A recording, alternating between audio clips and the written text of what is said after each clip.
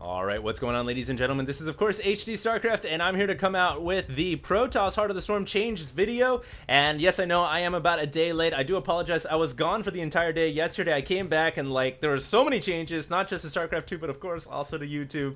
And I have no idea how to operate the new YouTube. It's like every 6 months, they decide to come out with something fresh and new, but for the first few weeks, everyone just completely hates it. Anyways, let's go ahead and go into these Protoss changes here. Now, the mothership now has the recall ability, so you don't actually need to worry about upgrading the mothership and saying, oh crap, I lost my recall, I can't use recall anymore, because that was actually one of the most coolest abilities available for the mothership, the mass recall. So now if we go ahead and upgrade this, oh, it's so...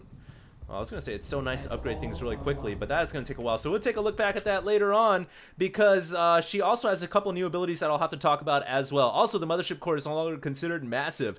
The Oracle now has a different ability. Well, it's the same ability, but it's been changed a little bit. So let's go ahead and make a couple of Oracles here. We can see the Oracles are now on the field. They now have the pulsar beam. It's still the same, but now you activate and you deactivate it. So if you activate it, it automatically begins to drain 4 energy a second. Meaning, what that basically means is before the Oracle was a unit you could send out on the map and you could start to kill off structures really easily. So I can show you guys right now. If you send the Oracle over, before it would just start to auto-attack structures. And that was a little bit, it was a little good, it was a little strong, I definitely admit that. But now, you're forced to actually activate it, and then go in, and then it attacks buildings. So, it also, I believe, is able to attack units as well. And yes, it is able to attack enemy ground units. So now it's become a more, it hasn't become such a cheesy kind of unit. Oh, I make a bunch of oracles, I go out and I attack buildings and kill off hatcheries. Lol GG, you know? Now it actually is a unit that you have to micro a little bit more. You have to turn it on because it drains energy very quickly, but when you turn it on, good golly, does it do a lot of damage. So it's more of a unit now that can be used to go behind mineral fields, harass mineral fields, kill off a cannon here or there, as you guys can see, but the energy wears off very, very quickly. In fact, it is gone already. And so you can imagine that when it does have full energy, it is able to kill off units pretty damn quick. So let's just go ahead and make a couple of oracles here. In fact, that's more than a couple, but that's okay. And let's go ahead and send them over here behind the Nexus, and let's say that this Protoss player has a lot of probes. I mean, a lot of probes. Oh, the mothership is on. Cool. So, oh god, that hurts. So get away from me. Now, it does not hit air units. It only hits ground units. So, don't know what that guy's doing there. And the mothership is following me, so I don't want the mothership there. But if we send it behind the probe line, he still has the time warp ability, which is good. But now if you turn on this field, oh, it does a lot of damage. And if you combine this with time warp, it makes it very hard for the probes to escape, because remember, wow, that actually killed the probes off insanely fast. Now, of course, that is a lot of oracles comparatively. Usually you wouldn't have this many because that would be quite a sink in gas, but you guys get the idea. It's a very good enemy worker harasser now. And in my opinion, actually is a bit of a buff. Just requires a little bit more micro. Now, the weapon deals, the damage base is 15 plus 10 versus light. So it does additional versus light, and the attack speed was increased. The weapon range was reduced to 4. Build time is increased to 50 seconds, up from 35 seconds, and the energy drain has been increased to 4 seconds as well. So before it was a little bit less, I think it was 2. So there you guys can see Oracle, basically a buff, requires a little bit more micro. Now can not such a cheesy unit, doesn't always hit, you know, buildings anymore, but it can actually now hit actual workers and can hit ground units as well. So it's a nice unit to incorporate in your army, especially if you know, with the time warp ability and whatnot. So there it is. Phoenix, this is really cool. They have been increased to their range has been increased from 4 to 5. So let's go ahead and make a couple of Phoenixes here. And they still have that upgrade that was made available about last year from the Fleet Beacon, which gives them another +2 additional range. So they start off with 5. They can go up to 7. So this is their 5 range right here, which that's not a very good example, but let's just go ahead and go to these oracles, and they should be a pretty good example here because oracles are considered light units. And so yeah, that's a pretty good range, but let's just see what happens when we go to the Foot Beacon and we upgrade the Anion Pulse Crystals. I don't know how Blizzard comes up with the names for these upgrades. It's pretty sweet. But here comes the Phoenixes, and the range is, oh wow, so good now. So yeah, basically that's pretty damn good range for the Phoenixes. 7 range now, so that'll make them a little bit more useful. Dark Shrine, now this is a bit controversial. The cost is now 100 down from 100 250. Are you kidding me? Now a lot of Protoss players are going to be saying, oh, that is awesome, but in my opinion, Now, David Kim did say he wanted to make it so Dark Shrine, Dark Templar were used a little bit more in the late game of Protoss play, but not necessarily to make it more of a cheesy option for Protoss players. I feel like they went about it a little weird. If you're going to make it an option for the late game, make it so maybe DTs don't cost as much, or perhaps toy around with something in the future, but don't toy around with the actual building costs of the Dark Shrine, because the Dark Shrine now is pretty damn cheap, and if anything, that's probably going to promote players to go ahead and make DTs even more often in the early game. So that could make Protoss play a little bit more unpredictable. Not too sure how I feel about that. Tempest now requires the Fleet Beacon once again. I definitely feel like that was really, really important, because before, if you made a Tempest, you could make it just purely out of the Stargate, and if you did that, they were just damn near unstoppable for Terran. Like, Terran couldn't do anything about that. Even Zerg couldn't really do much about it, because they have so much range to come out so quickly, and they did a lot of damage at that range. Very, very hard to stop. Now the Fleet Beacon with the prereq, making it a little bit easier to deal with. It does have two weapons now. One is Kinetic Overload, which hits air units, and it's the same ability. The secondary weapon, Resonance Coil, hits ground units, but it does not deal bonus damage to massive units. So basically what they did is they nerfed the Tempest and made it do less damage to ground. They just gave it two different attacks. And so the ground attack, let's just go ahead and take a look at that. I think we saw it in the last Terran video, but this poor Zealot now is going to be sacrificed for the better of our knowledge. And we can see here, still good range, but it's just pink when it attacks.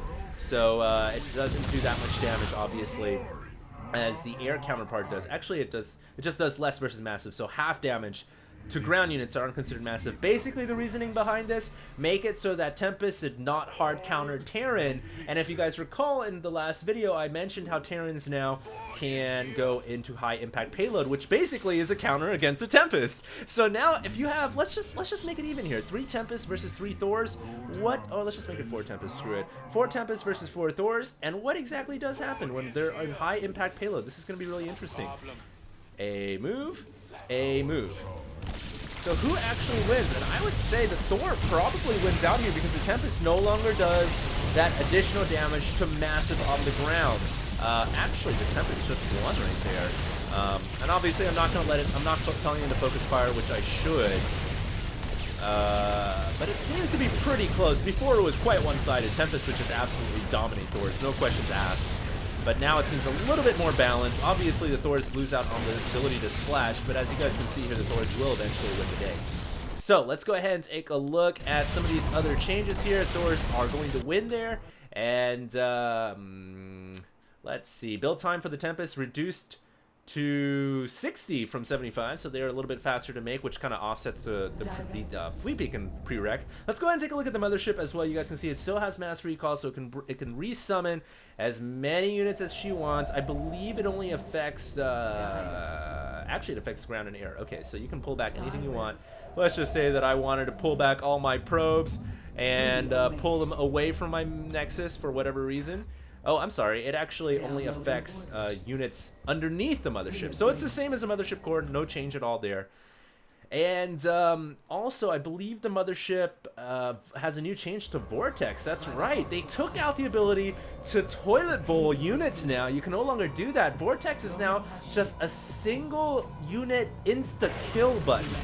And I don't know how I feel about that. I mean, that's good, but in StarCraft 2, this isn't Warcraft 3. You know, you don't have, like, hero type units where this would be so great that, oh, I'm gonna vortex something. Now I almost feel like players are gonna save all their energy for mass recall, and why even spend 100 energy to single kill a unit unless it was like absolutely critical and you needed to kill a unit. And actually it only creates an intense gravity vortex on a target unit, killing them instantly. Massive units are immune as well, so now that I don't even know how I feel about that. That's very, very interesting. Very, very interesting. I don't know. I don't think that's a good change overall for the Vortex. I know David Kim said that he wanted to make the change. Blizzard wanted to make the change because I felt like Vortex was just too powerful of an ability, and just seeing it too much in the late game in StarCraft 2. But I always thought it was cool to see, you know, the mass toilet bowl. But anyways, that is that. We still have a couple more changes here for the Protoss Void Ray. Now, the thing about the Void Ray here is it was overlapping with the Oracle, and that's why they altered the way the Oracle works, and they've also altered the way that the Void Ray works. Now, Prismatic Beam no longer charges up, and that's actually crazy. So that means that it comes out and does the damage right away, and the weapon period, the attack speed has been increased as well. So now it is an insanely good unit. So you guys can see it actually, well, does it actually come out with full charge? No, actually, so it doesn't come out with charge at all, and it cannot charge up, period. So we can attack this for as long as we want, and it will never, ever actually charge up. That seems to be the case. So the Void Ray there, kind of a big change. But as you can see, it still does a lot of damage because they reduce the attack speed of the Void Ray's Prismatic Beam. So you guys are looking at this right now, you guys are saying, well, that actually seems pretty powerful, HD. Well, that's because they reduce the attack speed, or increase the attack speed, I should say, by reducing this number to 0.5. They increase the attack speed effectively, but it no longer charges up, so you don't have to deal with that. And I always felt like that was kind of a headache playing with Void Rays. Like, oh, it's charged up, oh, now it's not, and it was kind of annoying to deal with that. So I kind of like the change there to the Prismatic Beam and no longer charging up, and it no longer does extra damage to Massive. So there is another change there affecting Protoss Air versus Terran. I feel like Terran Thors and Terran Ultra, Zerg Ultras, Terran Ultras. It just makes them that less powerful against massive units in general. So that's kind of nice. Unless you're a Protoss player, then you might hate it. But they do have a new ability here called Prismatic Alignment, which does allow them to increase damage to armored units by 6 for 20 seconds with a 1-minute cooldown. Does not scale with upgrades, and there's a Prismatic Alignment ability. So now, if we just bust out one of these swords, basically the Prismatic Alignment ability, when you turn it on, it makes the Void Ray into charged up mode. And it requires more micro rather than trying to, you know, just go in there and attack stuff. So I feel like overall huge improvements here because you have to micro more, and I feel like anytime you force a player to micro more, you make for more interesting games. So let's just turn on charged up mode and power overwhelming right there, man. That's awesome. And I think against Void Rays, when they're... I still don't know, when would you want to actually convert Thors into the high impact payload mode? Because in this mode, they get splashed. In this mode, they lose their splash, but they do more damage versus massive air. So it's kind of confusing. I don't know. We'll probably see what they do, but actually it doesn't do extra damage versus massive. It just does 24 damage versus massive. And that's actually a lot because it's a pretty damn powerful attack, and it attacks pretty damn quickly as well. So there it is. And those are all the Protoss changes. So hope you guys enjoyed that video. I will make another video for the Zerg. This one was actually a lot longer than I thought it was going to be, but there it is. For funsies' sake, let's just make 1,000,000 Thors here to conclude this video and fight against, I don't know, let's just make a bunch of Tempests here and see what happens. Maybe we could add in a couple of these oracles as well. I really want to see how the oracles work out. I kind of feel like this is going to be a slaughter though for the Terrans. So let's just, you know what? Let's just add in a couple more Thors and let's put these into high impact payload mode. So we've got a nice little mixture here, some splash and some range. And of course, the main benefit here is they have a lot of range. So there it is. And who is going to win? Now, of course, I'll remember to activate the oracle's ability. Oh god, there it is. Turn on oracles. Oh, that was pretty devastating. That is going to die, so I'm going to recall her back. Oh, I missed that. So actually, wow, these Thors are just dominating right now. Let's just make it fair and convert them all to explosive payload and see what happens. Explosive payload. There we go. And you guys can see it just has a lot more range. These guys are still firing on their normal attack. A lot more range, and it does a lot more single target damage. It just loses out on the splash. So in my opinion, basically it works very well against capital airships that don't clump up. Similar, it's kind of like the Tempest and the Carrier and the Mothership. So there it is, guys. This is the end of the Protoss video. I'll have a quick video for the Zerg one. The Zerg changes are not that big, so it should be pretty quick. Hope you guys enjoyed, and this is HD, and I'm signing out.